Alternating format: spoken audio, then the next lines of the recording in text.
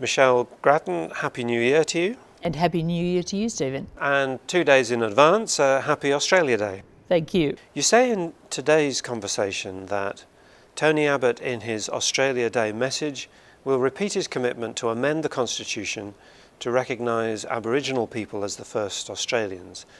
He'll say this should be a unifying moment in our history.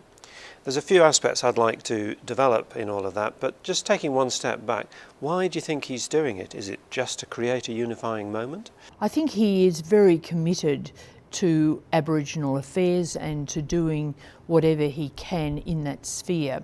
He's been much influenced over the years by Noel Pearson, and this whole policy area has become very much his thing, and he's moved the area under the direct responsibility of the Prime Minister's department. There is, of course, a minister, but it has been brought close at hand.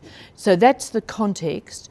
He sees this inclusion of recognition of Aboriginal people in the Constitution as an important symbolic gesture, I guess you would say, and up there with the apology and with the 1967 referendum that gave the federal government powers to legislate for Aborigines in the states.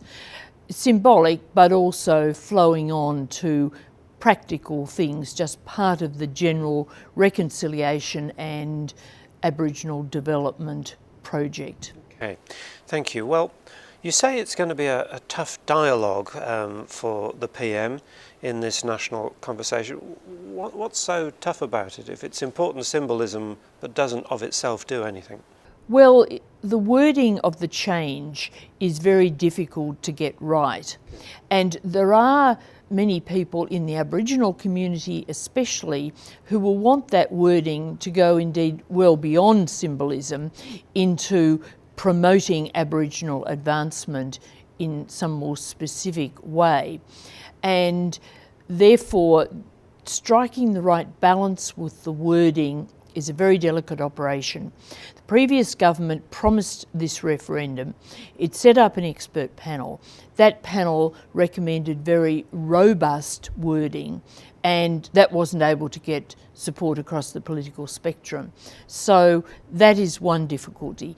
Another difficulty is, even with very modest wording, many in the Liberal Conservative base would be sceptical of this sort of referendum, and it is very easy to whip up a no case, whip up opposition. In order to pass a constitutional change, you've got a high barrier to climb over. It's got to be a majority of the Australian voters and a majority of the states, 4 out of 6. So you only need a strong no campaign in 3 states and the whole thing goes down.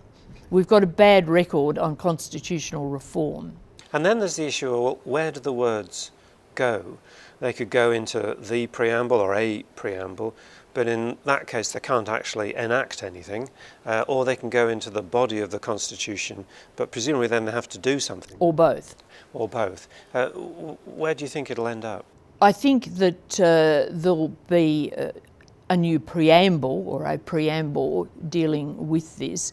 There are issues there too, whether you just put in the recognition of Aboriginal people or whether you include with that Indigenous recognition some wider story about Europeans coming and about federation, about Anzacs. You can see the possible scope, and the attempt by John Howard to get this sort of preamble in 1999, which of course went down in a screaming heap at a referendum, that was a wide formulation including all sorts of bits and pieces. The trouble with that is that while it's favoured by some people, it really loses the point. If you mention everybody, you're not really specifically doing much about the first Australians.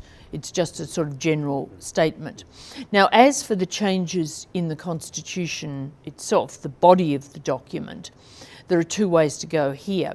One is the more robust provision talking about Aboriginal advancement, lack of discrimination, spelling all that out. That would be a sort of maximalist approach, which would have limited chance of getting through a referendum.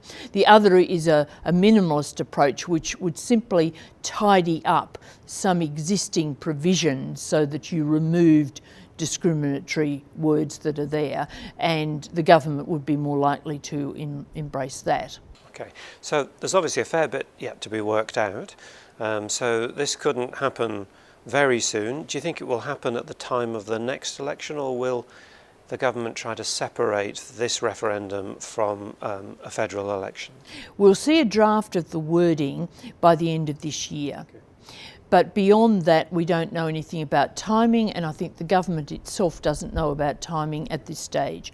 Firstly, it won't put this referendum to the people unless, or at least until, it's got a fair prospect of success. Now, it's hard to, of course, ever guarantee success of a referendum, but it will want to have a fair assurance that it would, have more than a fighting chance of getting through. As for whether it's with the election or before an election, I think the best chance would be to separate it from an election, because an election is a divisive moment, and even though this would have bipartisan support, there's not the incentive for the opposition to actively campaign for it in an election campaign.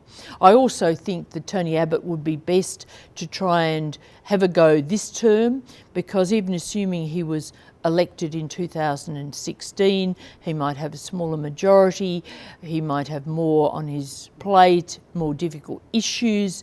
His colleagues might say, well, look, this is all too hard, just put it aside. He needs to try and promote this while his authority as leader is at its maximum and when he has a very good majority. Well, we'll pick up this story, this development, no doubt over the next year or two, but for now, Michelle Grattan, thank you very much. Thanks, Stephen.